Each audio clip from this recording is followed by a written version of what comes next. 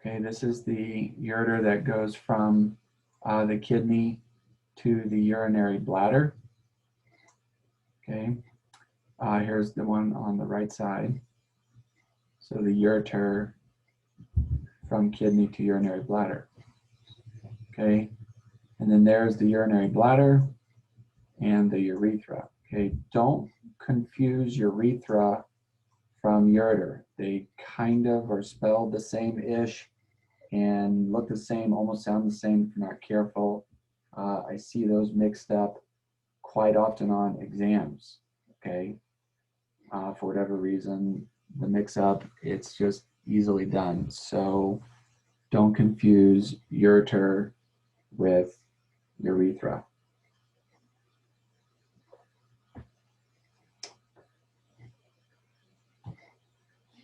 Okay, the function or the job or the point or one of the points of the kidneys is to maintain purity. Okay, so they are one, you can look at them as one big filter. Okay, so they filter out a lot of the fluid that's in your body. Okay, now write this down. Okay, this is an easier way of looking at the kidneys. It keeps the good stuff and gets rid of the bad stuff. Okay, the kidneys keep the good stuff and gets rid of the bad stuff. Okay, so the kidneys allow waste to be eliminated. Things like nitrogen, toxins, drugs, and a bunch of other things from the body that we'll look at in a little bit. And it allows the good stuff to be returned to the body for utilization, such as fluid, okay, like water, some of your salts and other electrolytes, proteins, okay, and some other things we'll look at as well. Okay, the kidneys do produce renin. Okay, that's part of our renin angiotensin aldosterone system, okay, known as the RAAS.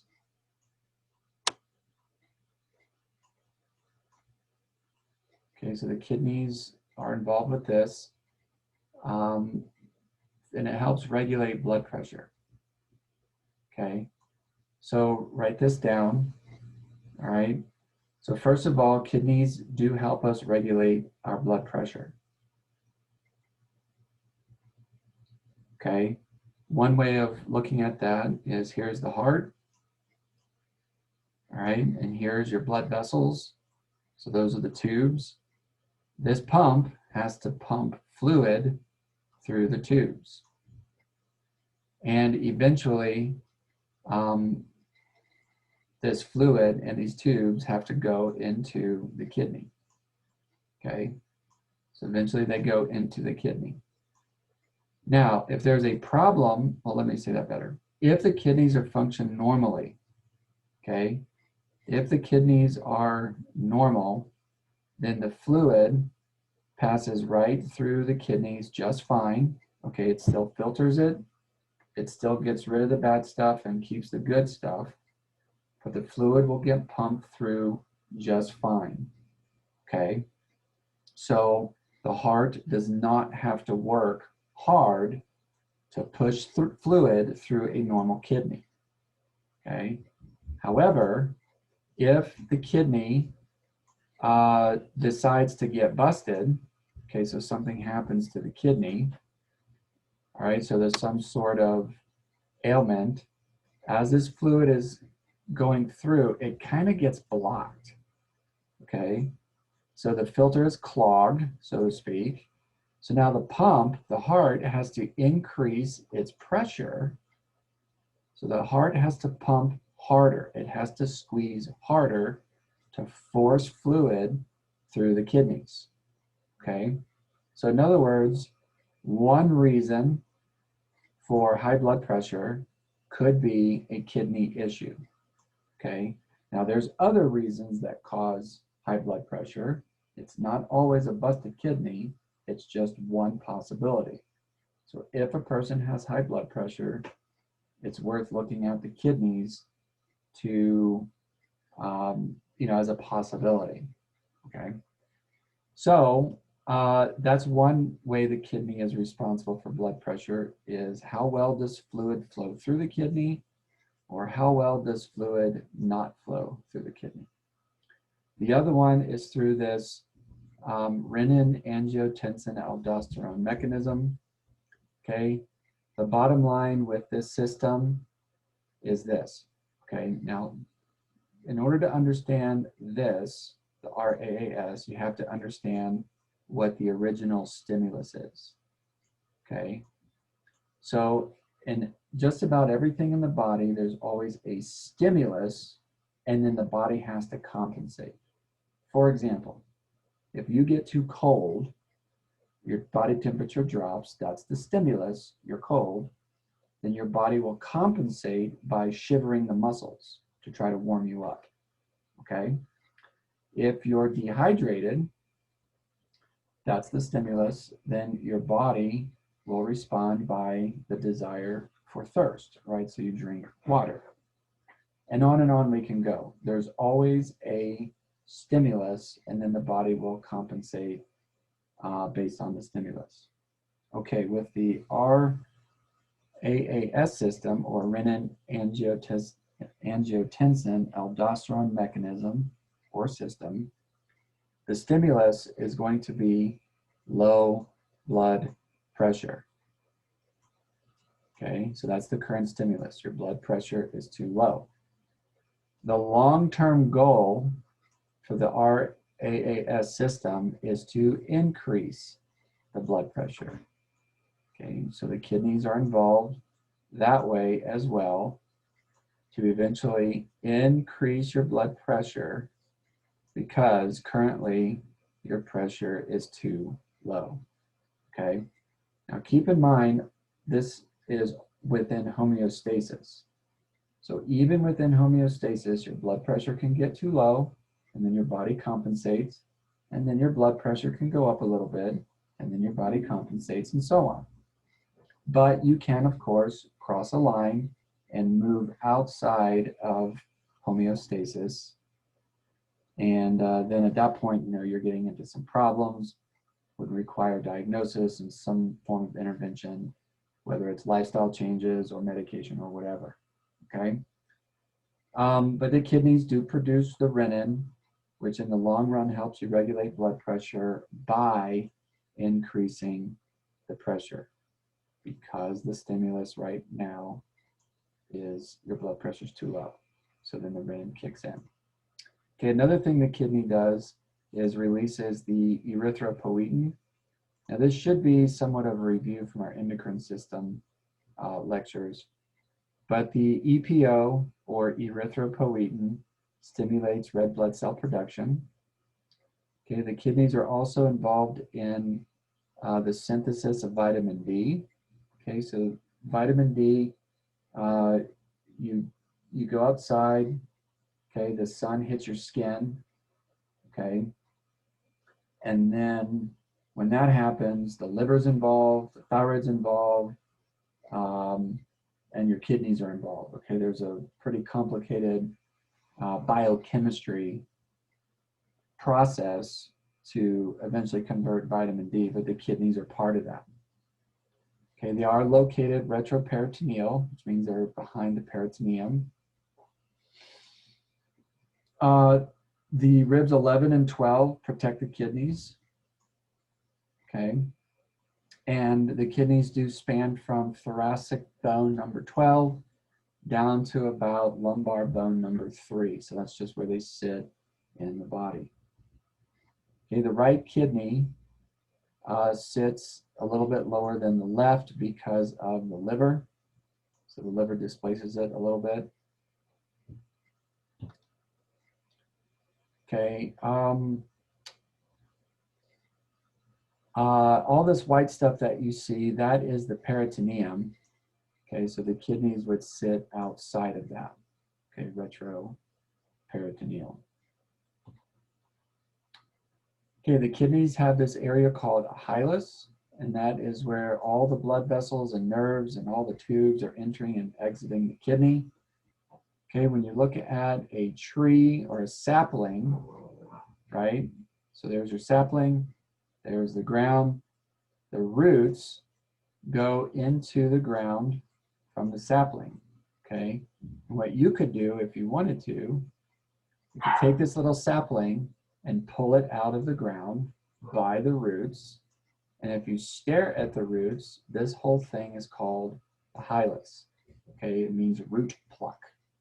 And that's where we get the name for the hilus of the kidney, because all these tubes and stuff are coming in and out of, almost like a root system from the sapling. Okay, the adrenal glands sit on top of the kidney. The kidney is encapsulated by this thing called a renal capsule. So it encloses each kidney. And then adipose tissue surrounds all of that.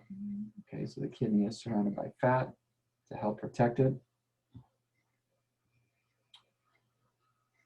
Okay, the kidney does have an outer cortex and an inner medulla.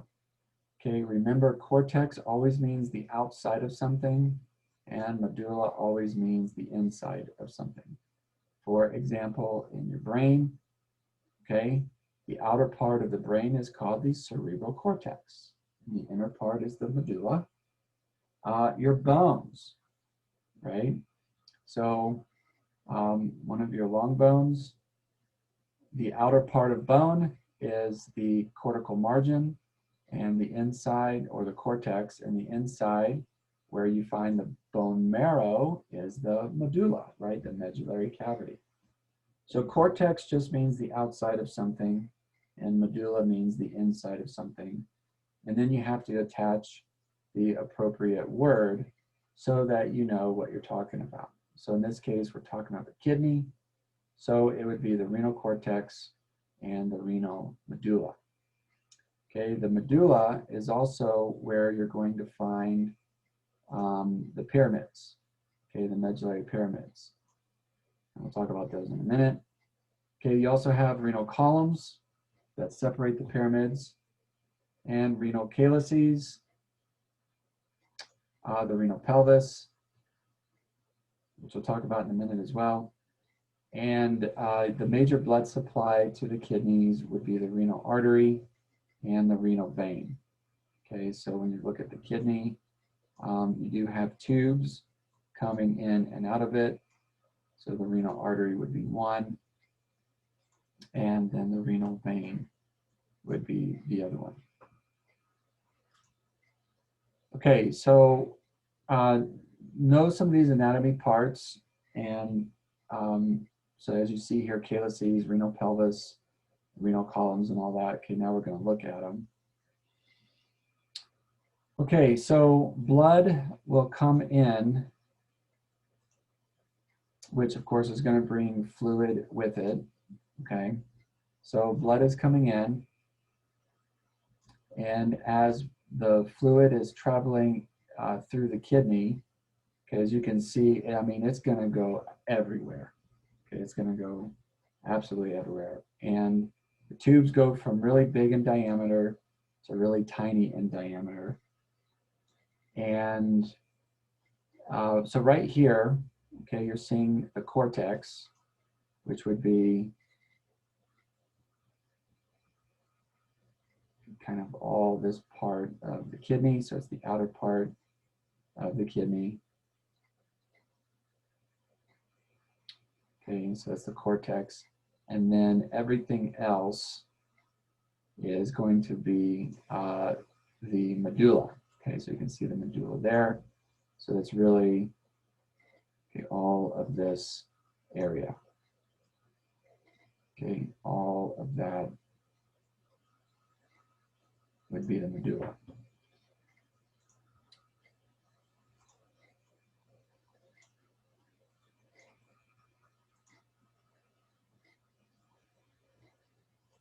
Okay, so the renal pyramids, okay, would be this structure here. Okay, so the renal pyramids, and these would be the columns. Okay, the columns separate the pyramids. So keep in mind the kidney is one big filter, right? So it's going to keep the good stuff and get rid of the bad stuff. So as you are eliminating the waste, right, as fluid is now coming into this area, entering into the renal calyx. Okay, so singular would be calyx, calyces would be plural. Okay, so now fluid is starting to work its way into this area and eventually drains into the renal pelvis. Okay, so now we are in the renal pelvis, and eventually now urine, the fluid, will go down the ureter and eventually be stored in the urinary bladder as a temporary storage tank until you void, also known as micturate, and in lay terms, simply you pee. Okay, use the bathroom.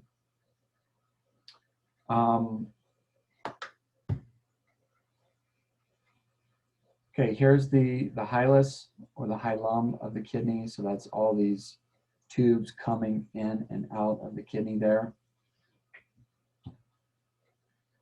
Okay, the nephrons, which are very important structures in the kidney, they are ultimately responsible for the formation of urine, which means they are one big fancy filter. Okay, very, very fancy filter. Now inside the nephron, you're going to find the glomerulus.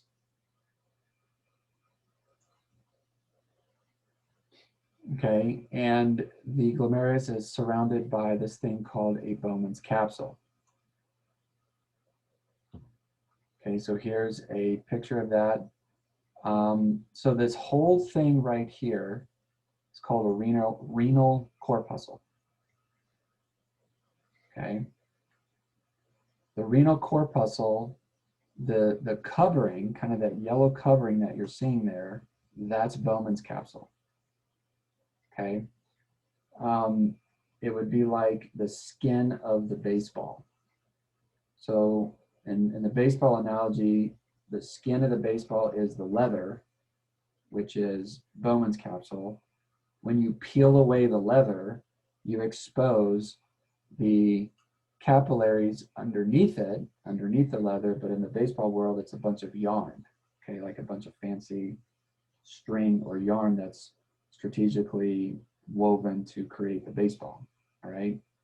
So just piggybacking on our baseball analogy, the skin, the leather part is Bowman's capsule.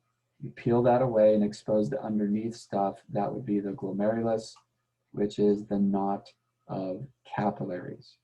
Okay, very, very important structure there. All right, so let me show you this first and then we'll break it down. All right, so fluid comes in through the blood vessels, through the artery system, okay? And then it starts working its way into the renal corpuscle. And really what you're after is the glomerulus. You want that fluid to get into those knot of capillaries, the glomerulus, all right? Then what happens is as it's going through, the fluid continues and it starts to work its way through the proximal convoluted tubule. Okay, that's this guy here, proximal convoluted tubule. And then it works its way down the loop of Henle. Okay, it works its way down the loop of Henle. Then eventually it gets to the distal convoluted tubule. Okay, distal convoluted tubule. And then the fluid keeps going and starts going down the collecting ducts. Okay, so this long thing is the collecting ducts and eventually spills into that renal calyx, which then goes into the renal pelvis, which then, here it is, calyces, renal pelvis, down the ureter, into the urinary bladder, and then eventually you pee it out through the urethra, okay? So all of this right here is the order of fluid from beginning to end through the kidney, okay? So know this order from beginning to end, okay? All the different structures that you come into contact with. So if you're fluid going through the kidney, what structures are you hitting from beginning to end? Okay, you'll also notice that certain functions take place in the cortex.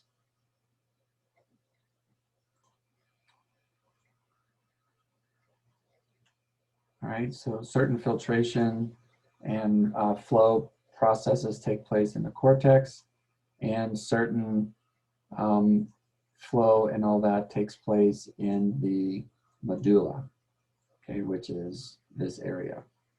So really, the long tubes are found in the medulla, and your really fancy stuff is found in the cortex. Okay, zooming into the glomerulus here. Oh, let me go back, show you something, why they give the names that they give.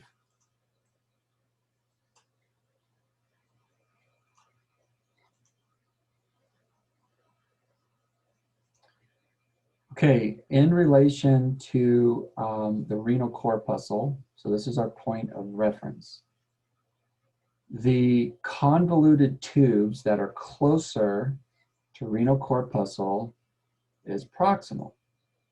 So all these are the proximal convoluted tubes simply because they are located closer to the renal corpuscle. Then you have the loop of Henle. Now we're farther away from the renal corpuscle, so that makes this the distal convoluted tubules because they're farther away from the renal corpuscle. Keep in mind, inside of that renal corpuscle is the glomerulus.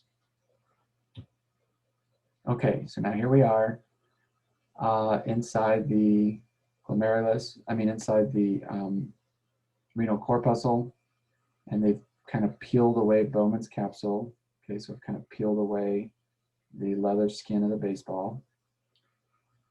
And here's the proximal convoluted tubule. And then eventually it goes into loop of Henle. Okay, so from this slide, what we're after is the actual filtration parts, okay? And they are right here, so we're going to take the glomerulus and enlarge it, and you're going to look at these filters, like these holes, okay? And so inside the holes, those are called podocytes, okay? And here's an enlargement of those holes. Now, the podocytes do respond to antidiuretic hormone, okay, which means, remember, in the presence of ADH, you keep fluid, right? So if your body decides you need fluid and you're going to keep it, then these holes, these filters, kind of close themselves off, okay? And if your body wants to lose a lot of fluid, these holes or podocytes open up, right? These pores open up. And then that way you lose fluid. But see, this process is constantly happening every second of every day, where your body decides to lose a little bit of fluid and keep fluid, lose a little bit and keep fluid. Okay, that's why you pee every so often. Okay, and the amount, under normal circumstances, the amount of time that you void, okay, or micturate or pee, has to do with your current fluid intake. So if you're only drinking like 6 ounces of water a day and that's it, you're not going to pee very much. If you're drinking like 32 ounces of water an hour, you're going to be peeing a lot. Okay, the recommended fluid intake for the average adult is 64 ounces of fluid a day. Okay, that's just kind of an average number. You know, you can certainly do more, and I think people obviously do less. Okay, hydration is not really. In other words, everyone seems to be dehydrated.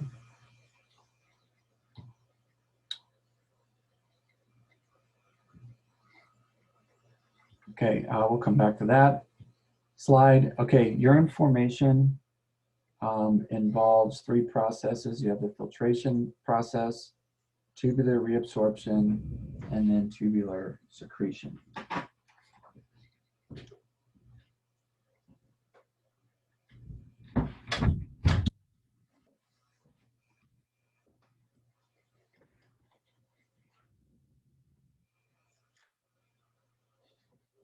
Okay, the filtration process is the part of, you know, keeping the good stuff, getting rid of the bad. Tubular reabsorption is your body's kind of last chance to keep the good stuff. That's why you're reabsorbing it. And then you have tubular secretion, which is getting rid of the bad stuff. Okay. So a urinalysis becomes important, or it's a good lab. It's a good test to do on people because it does reveal valuable information on the health of the kidney and the, you know, the urinary bladder and urine and all that stuff. So the overall health of the person. I do these a lot in my office, in the clinic. If I suspect you have a kidney problem or any other urinary problem, it's very simple. You pee in a cup, and we take these fancy dipsticks and put the dipsticks in the urine and allow the different colors to change, and then you put that dipstick against a legend, okay, and it will, based on the color change, it lets you know if blood is present, if proteins are present, if white blood cells are there, if ketones are there, urobilinogen, the pH, specific gravity, all this cool stuff, okay? So there's a lot of things that you can look for in the urine by simply doing a dipstick, okay, a urine analysis. Now that's the easy version. The urine analysis can get fancier when you start doing microscope studies of it, and then they can do even fancier labs. But a very quick, very good in-office are those urine analysis dipsticks.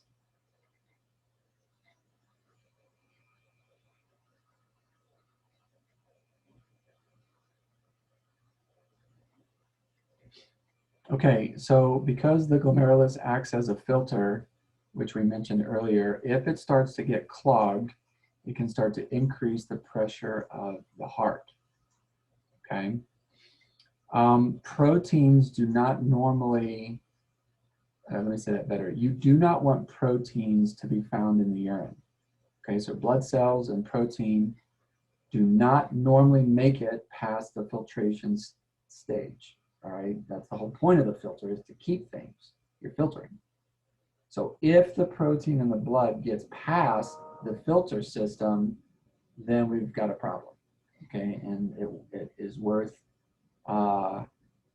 investigating deeper to figure out what the problem is. You know, I guess if you're lucky, it could be as simple as it's just a minor kidney infection, and antibiotics will knock it out quickly. And sometimes it can get pretty significant, and they may need to be hospitalized, or they're on their way to renal failure or disease and need dialysis and stuff like that. Okay, we'll talk about this in a minute. All right, here it is.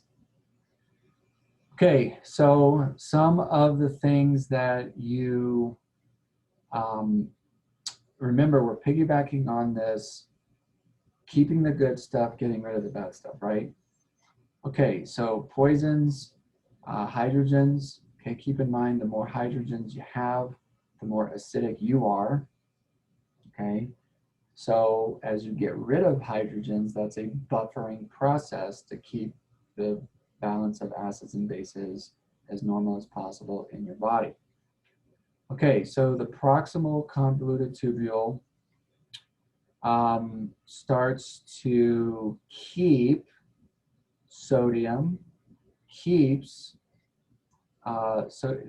this is a buffer, okay? Your HCO3 is a buffer.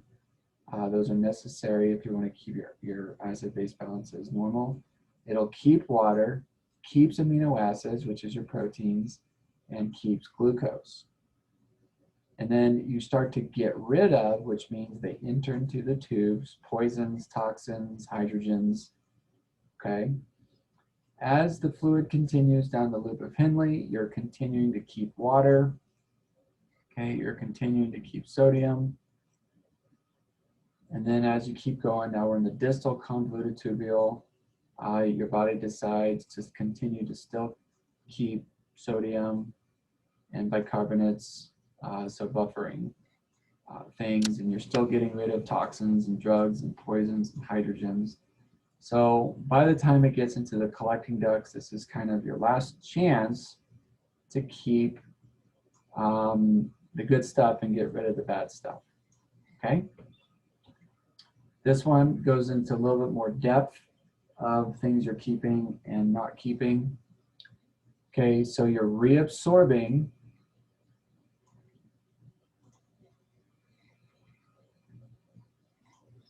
all right, you are reabsorbing so electrolytes, okay, some of your electrolytes. Now granted, you're going to lose some as well, depends on the concentration that's in your body. So sodium, glucose, potassium, amino acids, bicarbonates, PO4s, urea, and water, okay? So you're going to keep these things, and you're going to get rid of anything that your body deems as harmful. All right, and this process continues until you get your final concentration of urine. Okay, now at that point, once you get your final concentration, it's typically filled with things that your body just needs to eliminate from the body. Okay, if your kidneys fail you and you need dialysis, then a machine does all of this for you. Okay, a machine will do all of that for you until you get a new kidney. Usually people on dialysis are also on the kidney organ transplant.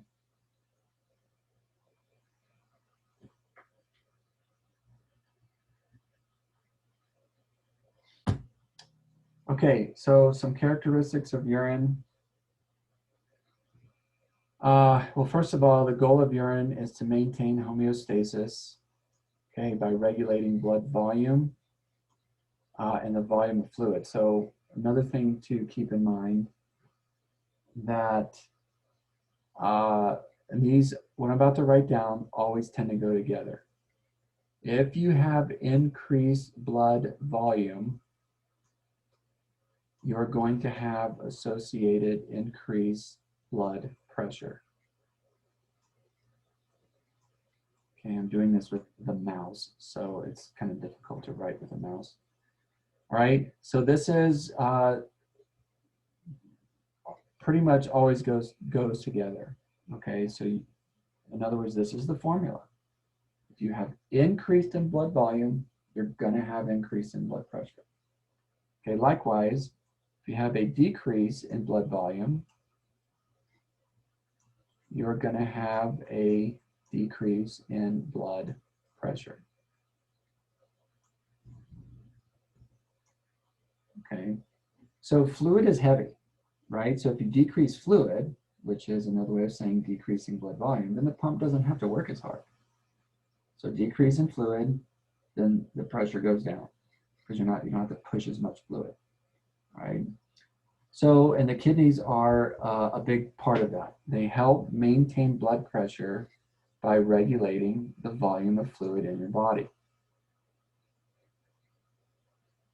Okay, so some of the waste is urea, which comes from the breakdown of amino acids, creatinine, which comes from the breakdown of skeletal muscle, meaning not that your muscles are disintegrating, that's not what we mean. It's when your skeletal muscle contracts, it takes energy, it takes fuel, okay? So the creatinine phosphate is one of those fuels to help with muscle contraction. So the byproduct of metabolism, the breakdown of that, is going to be creatinine. And that will usually spill into the urine. And then uric acid, okay, which is formed from the recycling of nitrogenous bases, which actually ultimately is a type of breakdown of proteins, okay? So that's one reason why if a person gets a uric acid buildup, which means they have gout, when you really trace it back to its origin, it starts to become a protein metabolism problem, which is a different route than the urea, okay? The end result of this one is going to be nitrogen base. Okay, so the waste must be excreted in a solution, so water loss is necessary. So this is the urine that we've been talking about.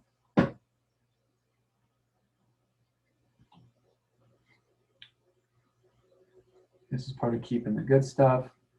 All right, so your blood pressure is, with respect to the kidneys, is going to be, because of this thing called the GFR, the glomerular filtration rate. Okay, so this is very important, and this is a lab that you can do. Okay, you can actually do a blood lab on someone to look at their GFR. Okay, I'm a big fan of this. I think it's important to know. I think everyone, healthy or not, this should be part of your routine lab physical, is looking for GFR. And what it does is it simply looks at the integrity and the health of your kidneys. Okay, so the answer is in the word, right? GFR, the glomerulus, and how and what rate is it filtering? Okay, so if it's filtering at a very slow rate, so back to what we were drawing earlier, there's the kidney, there's your heart.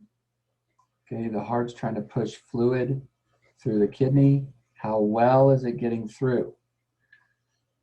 How well is it filtering? Well, if there's backup, okay, there's some sort of junk or whatever going on, then the GFR is not going to be filtering very well, and that's going to increase the pressure. Okay, or it could go the other way. Too much stuff is getting through the glomerulus, which would cause your blood pressure to go down. Okay, an example of that would cause a decline in the GFR could be shock. Okay, kind of the quick version of shock is you're losing fluid, you're losing blood, hypovolemia, right? Hypovolemia. So an easy example is the person is bleeding out and they're losing a lot of blood. Now they're entering into the shock phase, okay? So obviously you're gonna have a decline in the GFR. Dehydration can cause it.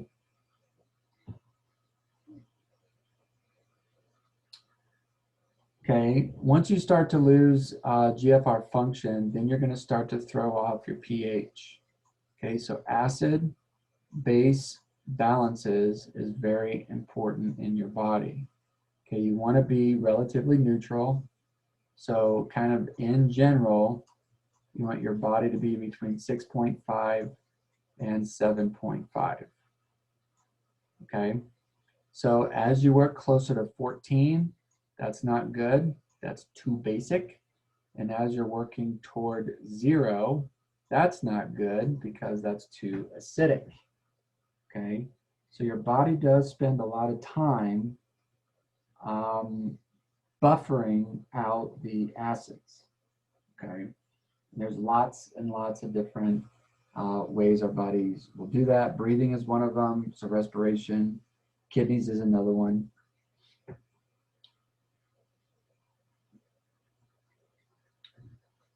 Okay, if you end up retaining the metabolic waste, okay, which isn't good, then pretty much your whole body is affected. So multiple systems are affected. pH is off, fluid balance is off, your muscle contractions can be off, metabolism is off, digestive function is off. Okay, you can become hypertensive, anemic, sleeplessness. It can cause seizures, it can be delirious, massive swelling, coma, and then even death.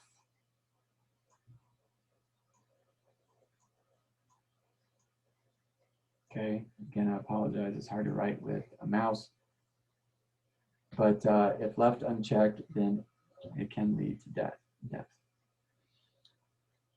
Okay, one of the signs of glomerulus injury is oliguria, which means decrease urine output. Okay, in other words, they're not peeing very much throughout the day, very, very little. Okay, that's a sign and symptom that something's going on. Okay, so stomach digestive. Okay, some of this might be repetitive from the things we talked about before, like chyme, for example. Okay, once food enters into your stomach and it kind of blends it like a blender, it's turned into chyme. Intrinsic factor, which is released from the parietal cells. And this, by the way, is very important. Okay, intrinsic factor binds to the B12. And the reason why your B12 has to be bound to the intrinsic factor is so that it is not denatured. Okay, you don't want the B12 to be denatured as it's traveling through your body. So it's bound within the intrinsic factor. B12 is important for DNA synthesis, and it also goes to the bone marrow to promote healthy blood production.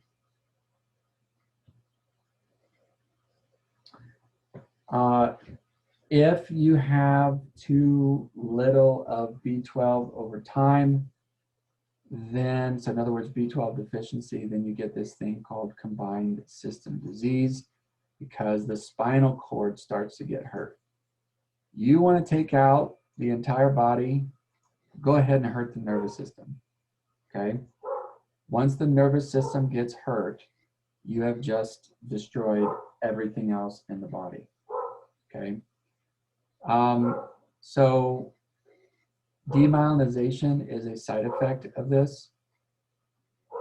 The corticospinal tract and the dorsal columns are ultimately hurt, so that's part of the spinal cord. Hold on a second.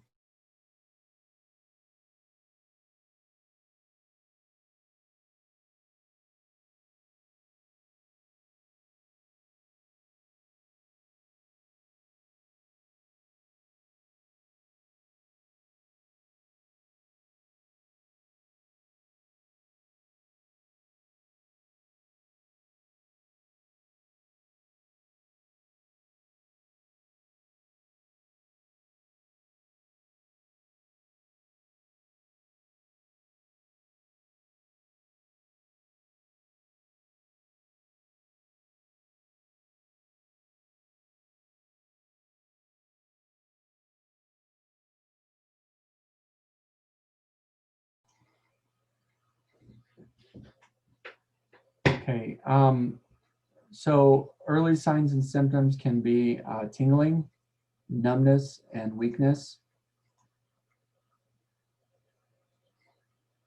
Okay, so these would be signs of neurological dysfunction. Okay, now not every single numbness and tingling is because of B12 deficiency. I mean, there are so many things that can cause neurological symptoms.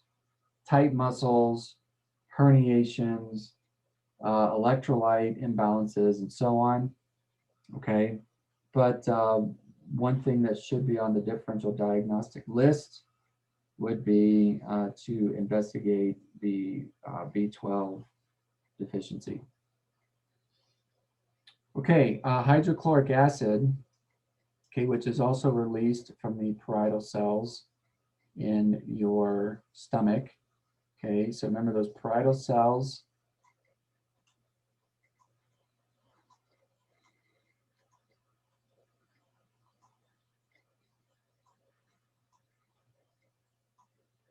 Okay, parietal cells release the hydrochloric acid and the intrinsic factor, okay? And by the way, intrinsic factor, you want to hurt the parietal cells, okay? You want to hurt these guys. Take things like a proton pump inhibitor, a PPI, okay? So the protons actually go into the parietal cells so that they work to release these things, the hydrochloric acid and the intrinsic factor. The proton pump inhibitor starts to slow that down so that it slows down the release of hydrochloric acid, which in the long run is actually not good because you're going to decrease hydrochloric acid release, which is not good, and you're going to decrease intrinsic factor release, which is also not good. And people consume the heck out of proton pump inhibitors, okay, like Nexium. Over-the-counter stuff would be things like Tums, okay, another so-called antacids. And now I understand why people do that, right? They get heartburn, they get this acid reflux, but there are so many reasons that are causing the acid reflux and the heartburn stuff that's an easy fix. Okay, it has to do with diet and lifestyle and what they're eating and how they're eating. A very, very easy fix. So the patient does not have to be on these proton pump inhibitors and other types of medication. And then you actually, what I do with my patients is I actually give them hydrochloric acid, and we give them proton donors, not proton inhibitors, but proton donors, along with digestive enzymes and some other cool things to get the gut function back. Okay, then we analyze their diet and get them off of the crap that's causing the acid reflux and the problems to begin with, so they don't have to be on those medications anymore. Okay, hydrochloric acid kills bacteria, and I'm telling you, these people will get overgrowth of candida, they get overgrowth of H. pylori because of the proton pump inhibitors, because they are inhibiting hydrochloric acid, and now bacteria can just thrive, okay? And that's another thing that contributes to their acid reflux stuff is now the gut imbalances of microflora. And yet they keep taking the PPIs year after year because no one told them it's because of what they're actually doing to themselves that's causing the problems, okay? As a silly analogy, it's kind of like the person that keeps smashing their thumb with a hammer, but they're on so much pain medication they can't feel it. But yet they have all this tissue dysfunction because they keep smashing their thumb, and you're kind of looking at them and you're like, why do you keep doing that? And they go, oh, I can't feel it, so what does it matter? It's like, well, stop, okay? Stop hurting the tissue so you don't have to be on the pain meds anymore. So you remove the problem, which in that silly analogy is you're removing the hammer smashing of the thumb, and then eventually the body is allowed to heal, and then they don't have to be on the medication anymore, okay? So it'd be kind of like that.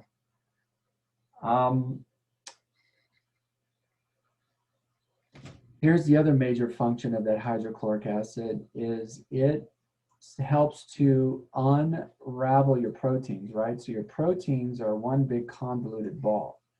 And these things get unraveled into their long polypeptide chain, okay? So each individual amino acid along the polypeptide chain, and now your body can come in and take off each individual amino acid and use it for what it needs. But the problem is, without hydrochloric acid, you get incomplete breakdowns. So you went from this to like this, okay? So there's this incomplete breakdown. So when this large protein passes into the small intestine, it's too big of a particle. So then your immune system attacks it, and this creates an inflammatory response, okay?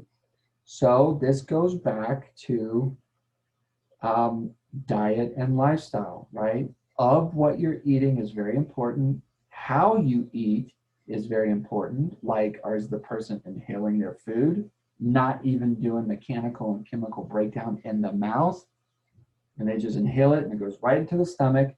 And the stomach is already not happy because all the cells in there aren't really working right. So all the digestive juices and all that are not really being released. So you have incomplete breakdown of food that now passes into the small intestine and creates a massive inflammatory response.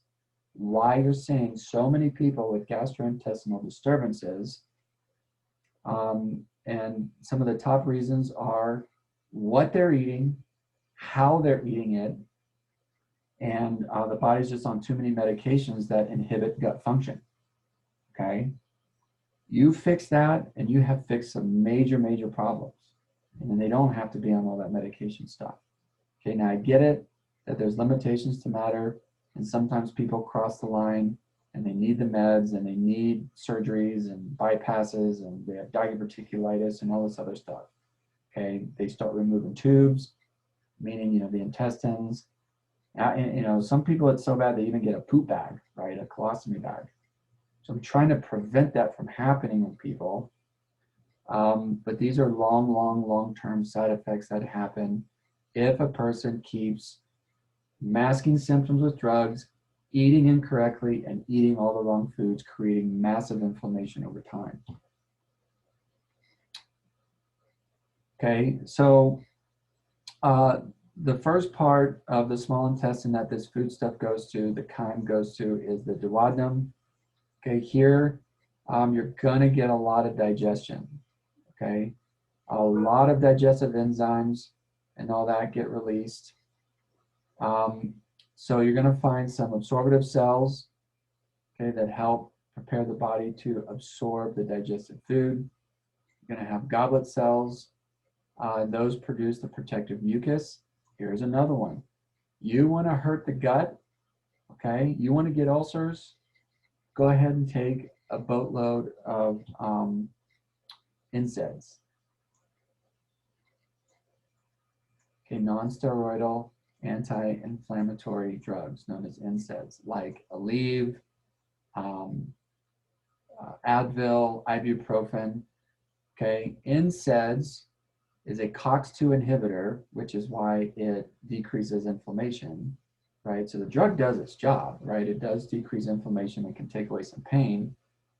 But you keep using NSAIDs, which people do, they consume it like crazy, you are going to hurt the goblet cells. It shuts down goblet cell function, which means you stop producing mucus, which means you remove the protective layer of protection around your gastrointestinal system, which means you are at risk for ulcers. You're going to hurt the microvilli, the capillary beds, all that stuff, and you're going to get gastrointestinal bleeding. Okay, that's a long-term side effect of chronic NSAID use. I catch this all the time. When I visit with my patients, we do a history. Oh, you put on here that you're, one of the medications you take is ibuprofen. How many milligrams a day are you taking? Well, I take 2,000 milligrams in the morning to get through my run, and then I take 2,000 milligrams at the end of the day so I don't hurt so bad. 4,000 milligrams? How long have you been doing this? I'm going on like 2 months now. All right, your guts are going to explode. Like, it's way too much. So so I talked about the side effects. We get into the pharmacokinetics, and I show them how this works. And then we start to do a U-turn. We've got to get you off and start weaning you down, okay? Because you're going to get hurt. So as with all medication, there's a time and a place for it, but it needs to be done within healthy guidelines, okay? 4,000 milligrams a day is just because your knee hurts because you're running on it is not a reason to destroy your gut. So after the duodenum, the next part of the small intestine, so there's 3 parts to the small intestine, okay, in order. The first part is the duodenum, second part is the jejunum, and the third part is the ileum, okay. Inside of here, you have these things called the villi. You may also read microvilli, and this is the major site of actual nutrient absorption, okay. This is what the body has to go through in order to absorb. Now, granted, with the gut inflammation and all the side effects of medication, this is actually shut down. There's been some studies done that side effects of NSAIDs and all that actually crenate or decrease the size of the microvilli, which means as your body is trying to absorb food, some of it gets in, but some of it does not. And the stuff that does not starts to float into the bloodstream, okay, because you're breaking what's called the zonulins, right? The zonulins, which is a protein,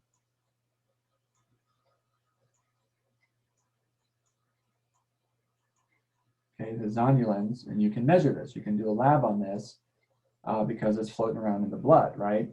So the zonulins is a type of protein that holds together the endothelial lining in your gut. Okay, you want it to be tight. You don't want it to be loose. Okay, that's called leaky gut. So with these gut problems and gut inflammation and all the things we were just talking about, you hurt the zonulins. Now you have leaky gut. Now some of this stuff is leaking into the bloodstream, and your immune system starts to attack it. Okay, and so this attack from your immune system creates inflammation. And so people, everyone's signs and symptoms are different with this process. Their skin can break out in hives or a rash or get really dry. They can get tinnitus, which is ringing in the ears, cotton mouth, insomnia, headaches, gastrointestinal disturbances. Their joints can hurt, okay, misdiagnosed as arthritis or rheumatoid arthritis. The synovial joints start to swell, okay. Misdiagnosed with lupus, okay, because of the significant amount of immune response that's going on. These are some of the things that can happen. And I'm telling you, a huge part of my practice is the functional medicine side, and this is all we do. We lab the crap out of them. I mean, we take so many labs on people, and we measure all this stuff. Everything comes back positive. Everything's inflamed. Everything is crazy off the charts. And then we start fixing it, okay? And once you start turning things around, weaning them off of medication they don't need to be on, getting rid of the foods that are hurting them because we tested for it. These are actual laboratory tests we do to figure that out. And then getting rid of the obvious stuff like soft drinks, you know, Twizzlers, Skittles. I mean, you don't need that. It's all fake. It's artificial, food coloring, too much sugar, you name it. You don't need it. It's inflammation. Okay, then we talk about that stuff. Not to mention, you know, the pesticides and all the different chemicals and the genetically engineered and modified foods that they're likely consuming. All that is garbage. I'm telling you, it hurts your gut, creates inflammation. So that's what I mean as a quick version why we help them. And then we get them on certain nutraceuticals to help reduce gut inflammation and get their gut integrity back. And all of a sudden, things start getting better, right? Imagine that. Remove the provocative foods, remove the inflammation, and people get better. Okay, Peyer's patches are the lymph nodes that are found in the gut area. Okay, they call them Peyer's patches. And then where the ileum meets the cecum. Okay, so where the small intestine meets the large intestine, this is the ileocecal junction, where you find the ileocecal sphincter and the ileocecal valve.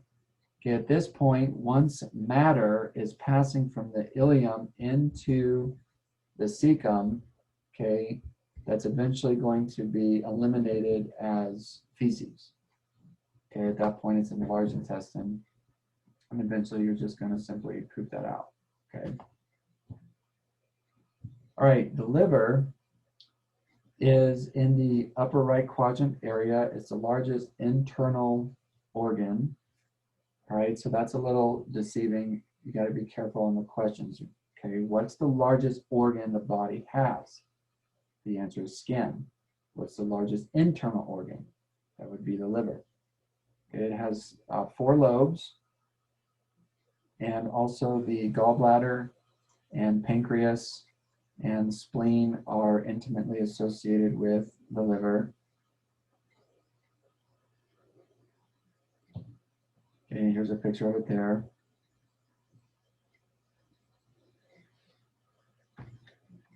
Okay, you can also see the gallbladder. So pretty much everything in the body has to be filtered and sent through the liver. Okay, and it does that through blood that comes in. So the hepatic portal vein, And there's a million reasons for that, right? The liver is a filter, it detoxes you, it can synthesize new elements, and on it goes. So everything in the body has to eventually pass through the liver.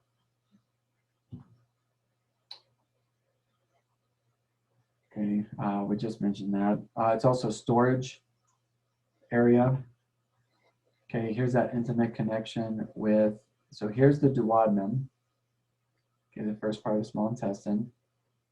Okay, and here's the pancreas, and you can see how the pancreas would release tubes into that small intestine, so digestive enzymes.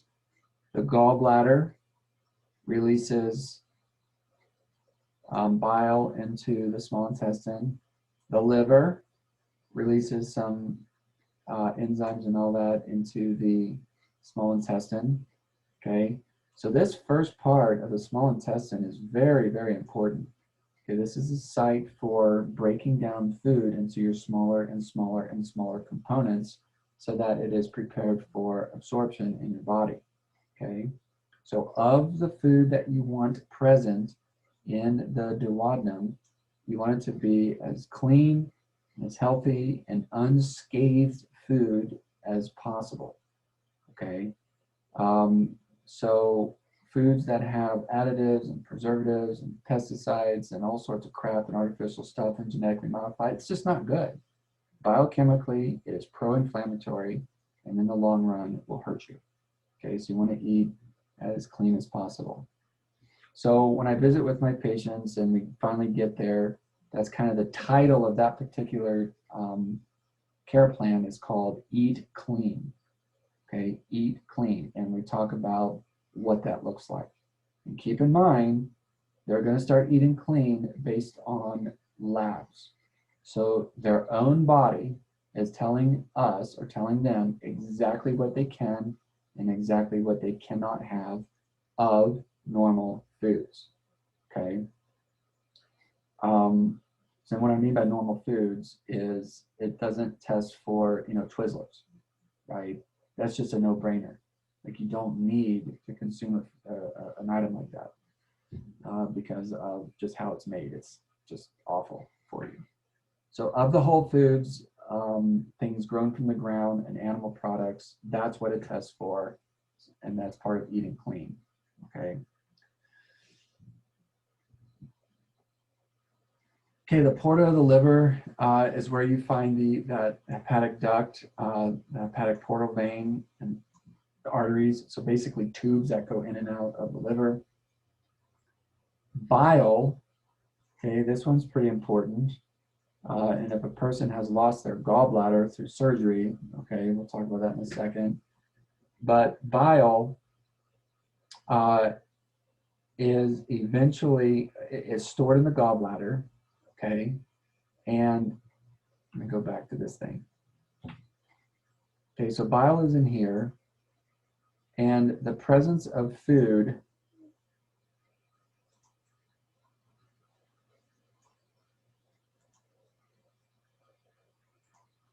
the presence of food, especially fat in this area, is going to send a hormone called cholecystokinin to be released to squeeze on the gallbladder. Okay, so this smooth muscle contracts or squeezes, ejecting bile into the first part of the small intestine, the duodenum. And what that's going to do is it's going to emulsify the fat. Very important process to emulsify the fat. And what that means is it's going to bring fat and water and bring them together so they can exist, and then your body starts to break down the fat components to smaller and smaller and smaller processes called micellization. Okay, very, very important process called micellization. It's not spelled the same as ballistic missile.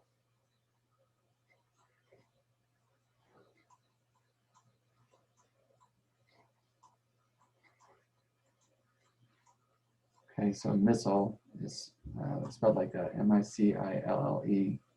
Okay, micellization. And once your body can do this, which requires the lymphatic system, it requires bile, it requires gallbladder, and all that stuff, then you now have healthy absorption of fat. Oh, by the way, high triglycerides is very common in people, right? Lipids. Well, one of the reasons for a lot of fat being floating around in the blood vessels in people is they've lost the micellization process because of all the stuff that we just talked about.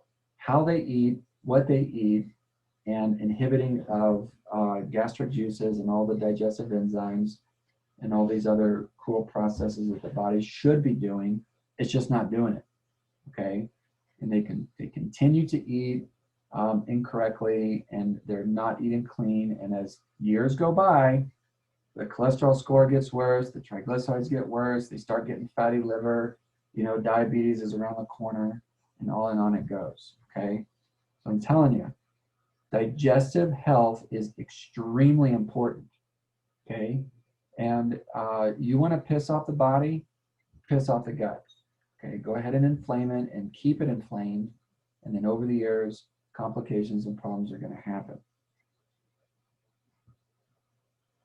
Okay, the liver also is responsible for bilirubin.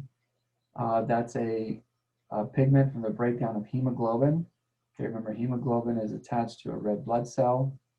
And then once the red blood cell dies, okay, your body and your spleen and all that will process it, take the hemoglobin off, right? Remove the heme part, remove the protein part, and the pigment from the breakdown of all that creates this bilirubin.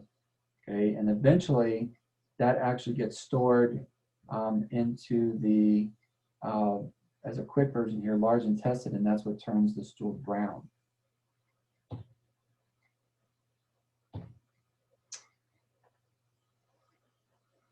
Okay, this is that hormone we talked about earlier, cholecystokinin, that is released, which forces the gallbladder to contract, which puts the bile into the small intestine.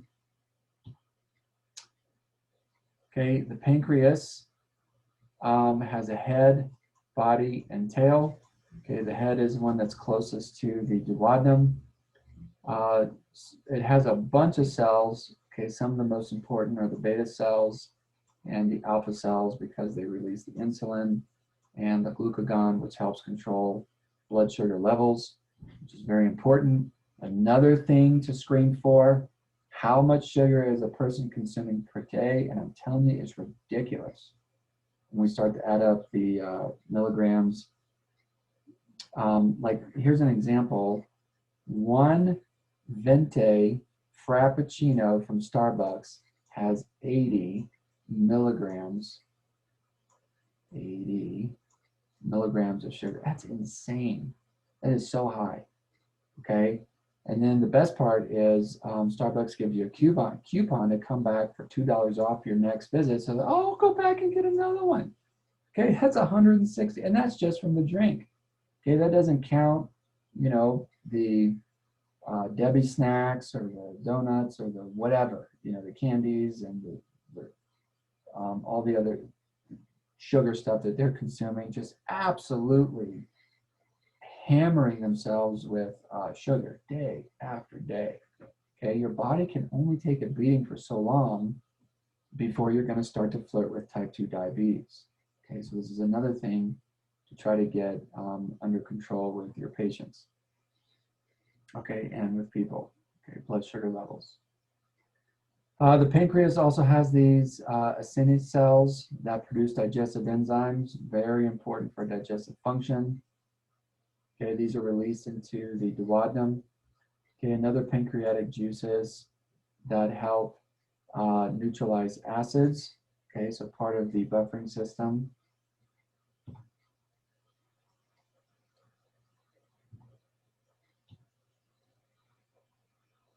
Okay, we have these hepatocytes, so liver, so hepato, and cells, right? So your liver cells or hepatocytes that help remove sugar from blood. Okay, so insulin does that as well, but also so does the liver. Okay, then the sugar that's removed, it is stored in the liver for future use.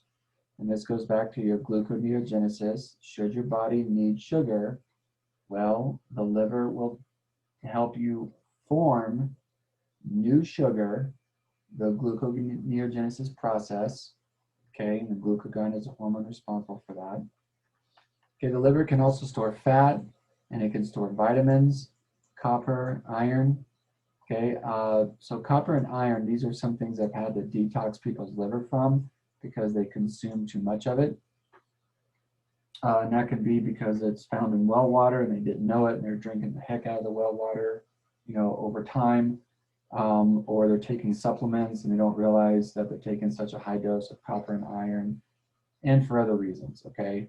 So it's an easy assessment. It's a lab. You can look for this, and if we see that it's high, the liver is holding on to it too tightly, so we got to detox the liver and then modify their diet and or intake to keep the copper and iron levels at healthy levels.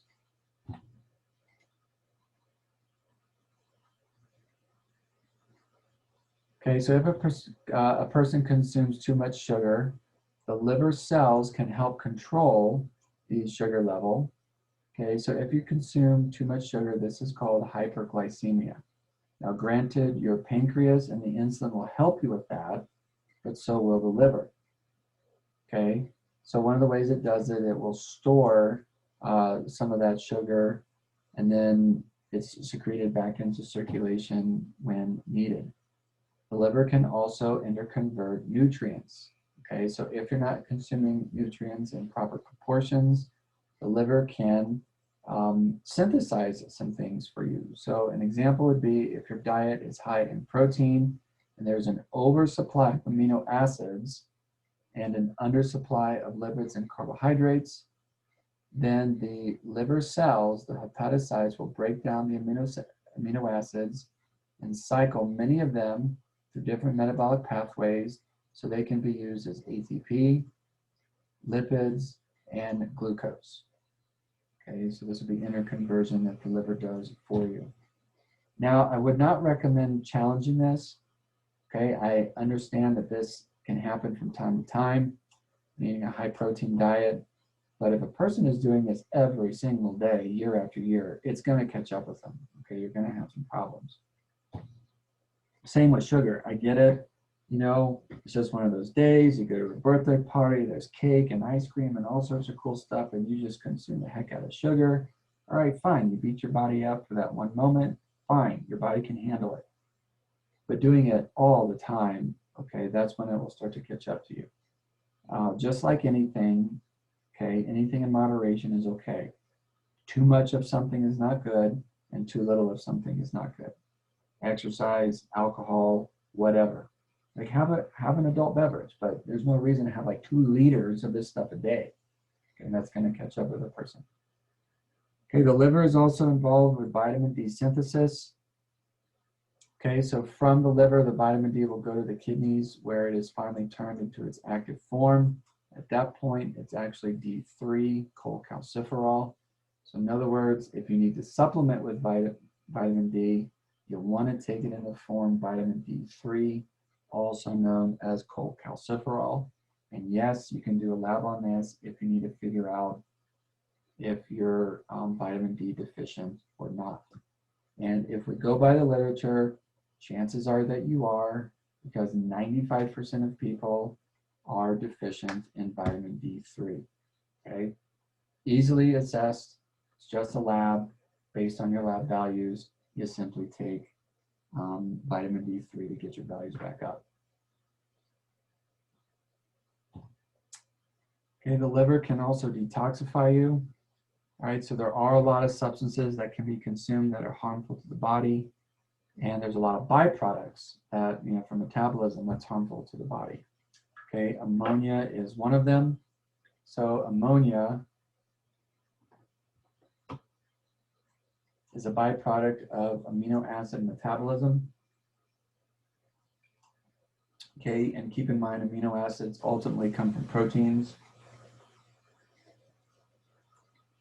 Okay, the ammonia is eventually converted into urea and then sent into circulation and then eliminated by the kidneys.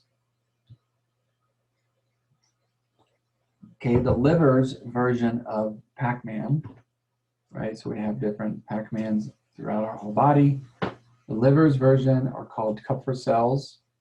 Okay, these are phagocytes. Phagocytes eat the bad guys, right? So any kind of phagocytic cell is designed to eat bad guys. And one of the things that they'll do is take care of the worn out or dying red blood cells and white blood cells, bacteria, and other antigens.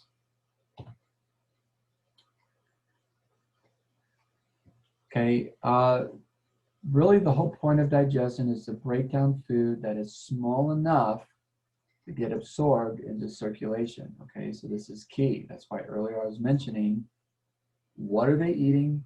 How are they eating? Okay, because I'm telling you, some people just inhale their food. They do not use the mouth, which is the first part of digestion, to chemically and mechanically break down the food. Okay, so that is a technique you have to talk about. So the quick version is small bites, chew your food completely. Okay, not huge bites and then just, inhale. So the body does need mechanical breakdown. So that would be like chewing the food in the stomach, it churns it. And then you have chemical breakdown, which are digestive enzymes. Okay, so carbohydrates are broken down into monosaccharides, proteins are broken down into amino acids, and fats into their fatty acids and glycerol. Okay, so in other words, fat and sugar.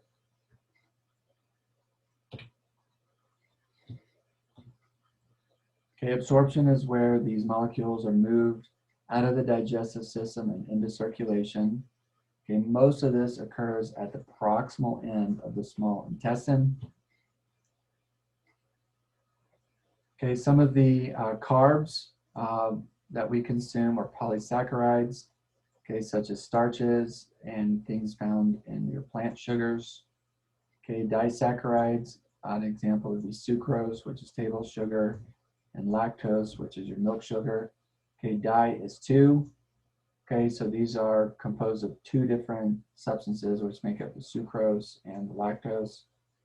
Poly is many, right? So there's many different sugars that are held together through these starches and plants. And then you have your monosaccharides, glucose and fruit sugar, or fructose, which is fruit sugar, would be an example of a monosaccharide. Okay, digestion does start in the mouth. One of the things that your mouth will release is amylase. Anytime you see the word ACE, think enzyme. Okay, so amylase breaks down your starches. It's found in the saliva, found in the mouth. Okay, once it gets into the stomach, your stomach will release its version of amylase called gastric amylase. And then when it starts to pass into the duodenum, the pancreas will release its version called pancreatic amylase.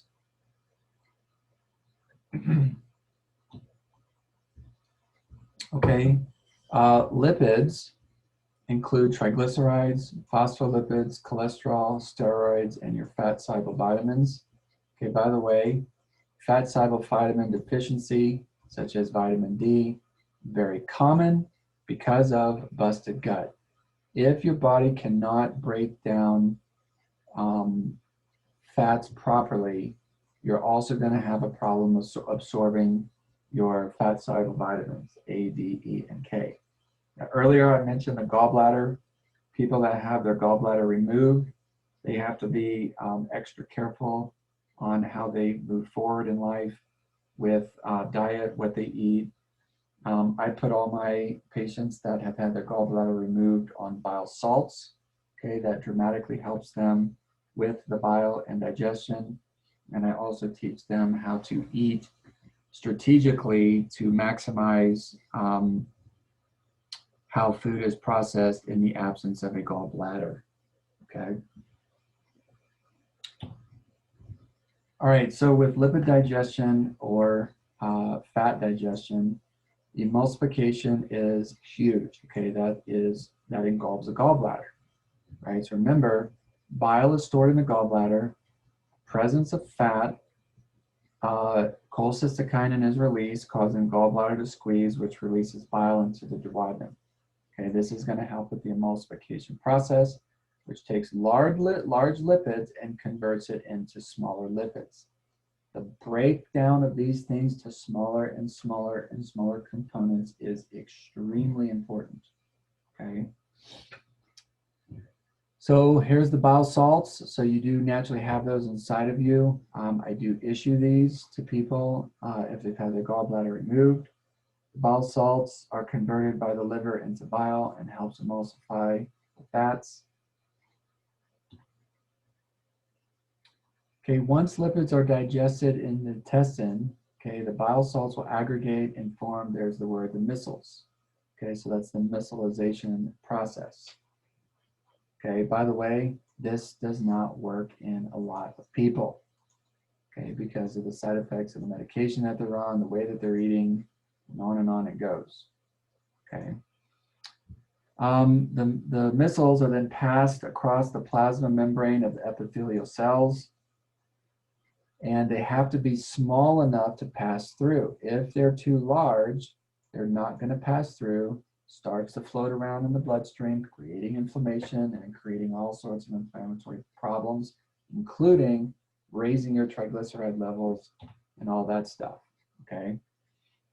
So a triglyceride is, which is this word here, that's shorthand for it, is a free fatty acid plus aminoglyceride, okay, equals the triglycerides. And you usually have 3 of these where the tri comes from, okay, triglyceride, right? So now you have triglycerides plus the phospholipids plus cholesterol plus a protein equals a chylomicron, okay? Chylomicrons are found in your lymphatic system. So back when we did lymph, remember the lymph has 3 functions: fat absorption, edema reduction, immune system, okay? So a person can actually suppress their immune system by diet and lifestyle, right? So if you're not doing your chylomicrons, if your body is not doing the bile thing properly, if you're not emulsifying fats, now you're hurting the lymphatic systems, okay? But if things are working properly, the chylomicrons will leave the epithelial cells, enter lymphatic system. From the lymph, they enter into the bloodstream. And then from the bloodstream, they can start to enter into adipose tissue, okay? So adipose tissue gets bad press in our culture. So fat is bad. Well, not really. You need healthy levels of fat, okay? And you need to consume just healthy fats, like an avocado would be a good example, okay? Using coconut oil would be a good example of healthy fats. So anyway, the bottom line here is fat is not necessarily something that's bad, okay? It just needs to be consumed in the right amounts, consumed properly, and the body needs to be allowed to break it down into its smaller components. If it cannot, then we help you with that by giving you certain digestive enzymes that help the body break down these fats into their smallest components, okay? Now, at this point, it's just math, right? So just to keep the math simple, if you are a 2,000 calorie a day person, you know, your BMR and all that stuff is 2,000 calories a day, and you're eating 3,000 calories, okay, especially a lot of that is fat, well, the fat's got to go somewhere. So yeah, it'll be stored in adipose tissue. Okay, so now you are definitely, quote unquote, gaining weight because of caloric intake, but you can also remedy that, okay? A big part of weight management is of what you eat, how you eat, and now the amount of food that you eat, okay? Now that's kind of old school where you are doing it by diet and lifestyle changes. You know, today people want quick fixes. They want some sort of magic pill and they'll have surgeries and they'll have all this stuff. Okay, fine.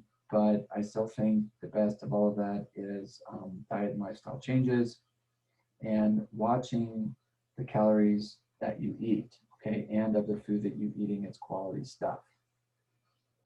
Okay, so the triglyceride part of the chylomicron is removed and converted into a fatty acid, and that's is what eventually is stored in adipose tissue. Okay, once inside the adipose tissue, the fatty acids and glycerol are remanufactured into a triglyceride where it is stored for future use. So in other words, here's your adipose tissue, okay? The triglyceride is broken down, sent into the adipose tissue, remanufactured, and put back together as a triglyceride. And there it remains until you need it, okay? The keto diet, okay, just to talk a minute about the keto diet. The keto diet is designed to decrease your carb, which is CHO, carbohydrates, decrease carb intake, and eat pretty much nothing but fats and proteins. What happens is you are now depriving the body of sugar, from glucose. Well, your body says, no problem. I will go into the fat cell, pull out the triglyceride, remanufacture it as a ketone, and now the ketone is going to substitute as the sugar, and that's going to float around in my body to pretend like it's sugar and do its job. Well, you keep doing that, and the fat cell is going to go from that big to now this big, because you're getting rid of the stuff that's inside of it. That's why and how people lose weight from the keto diet, formerly known as the Atkins diet.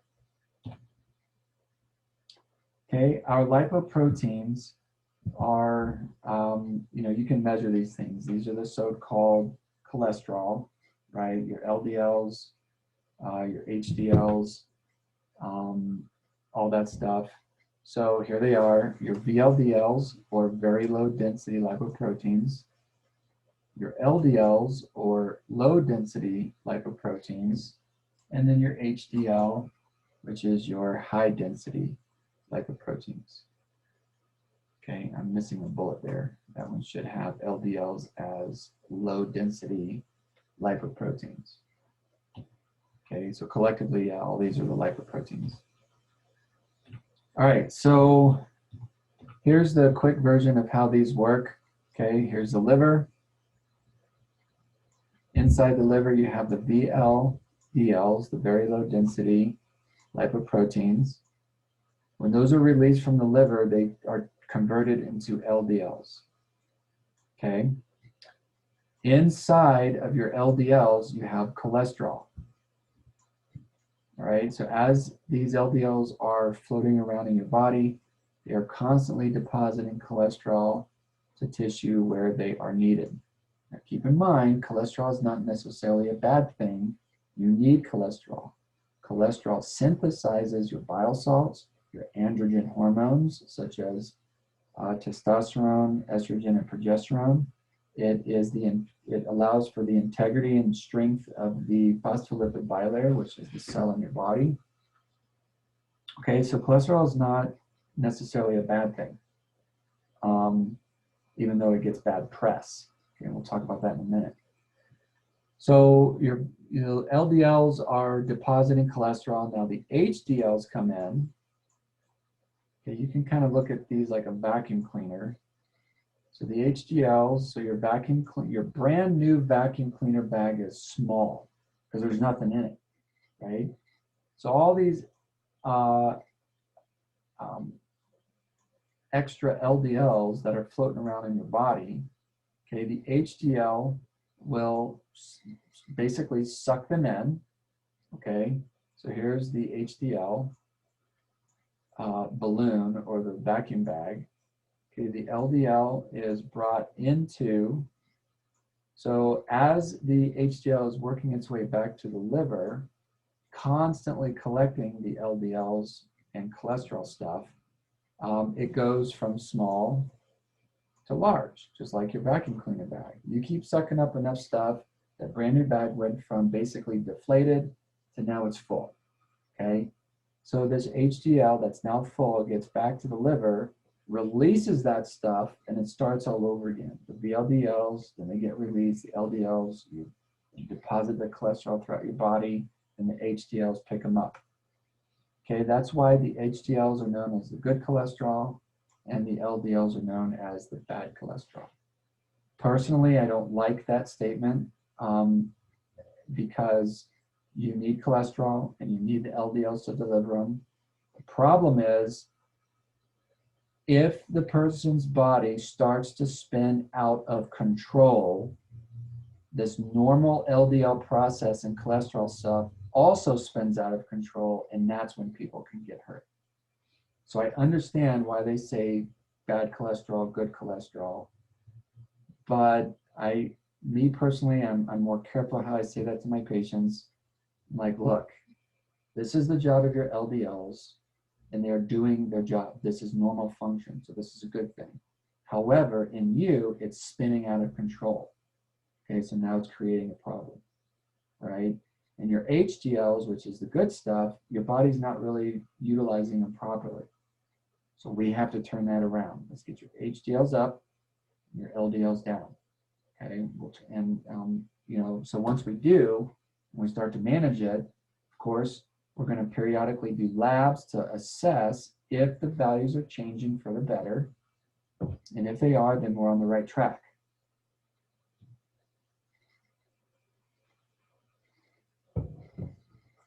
Okay, proteins. Now keep in mind, when people eat, they're basically going to eat carbs, fats, and proteins. Okay, so now the third one we're looking at are the proteins.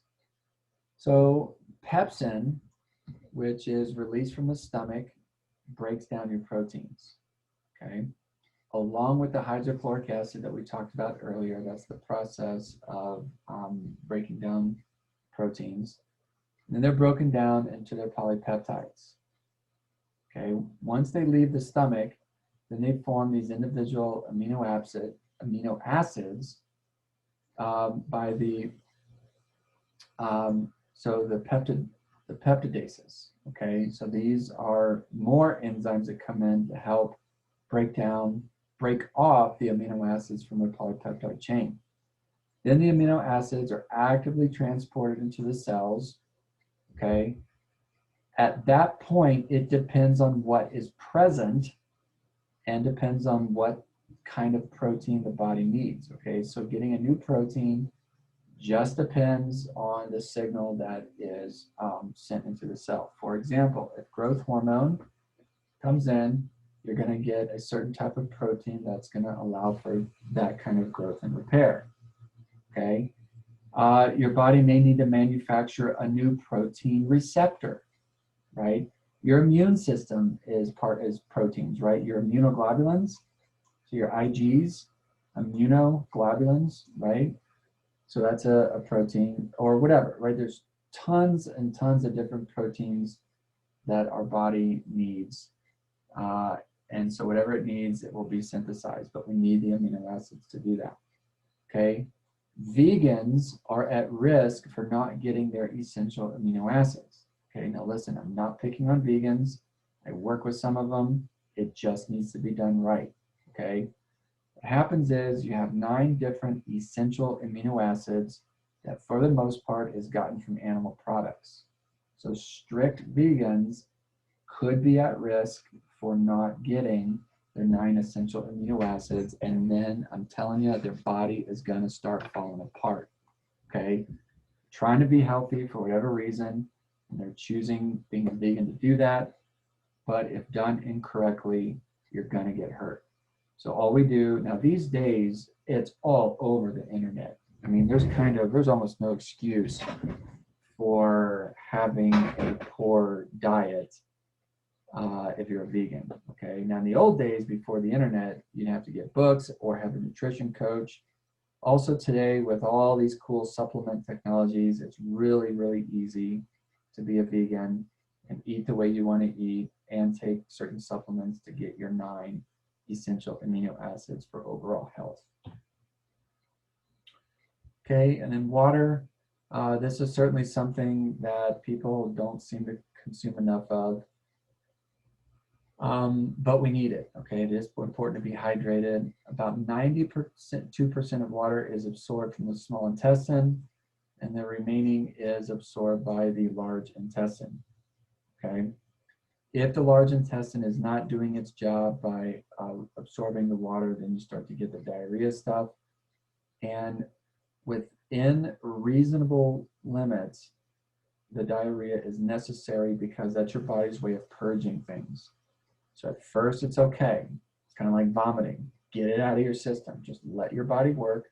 Get this stuff out.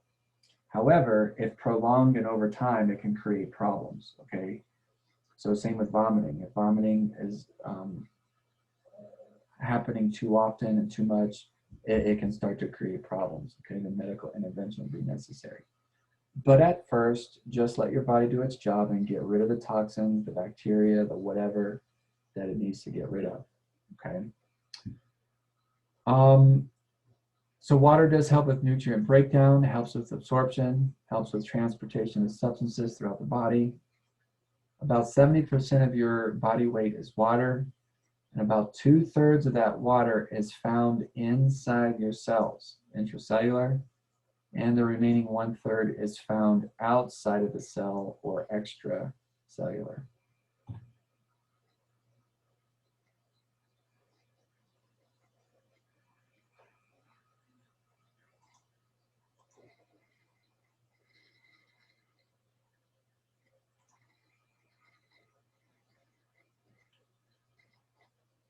Give me 1 second here.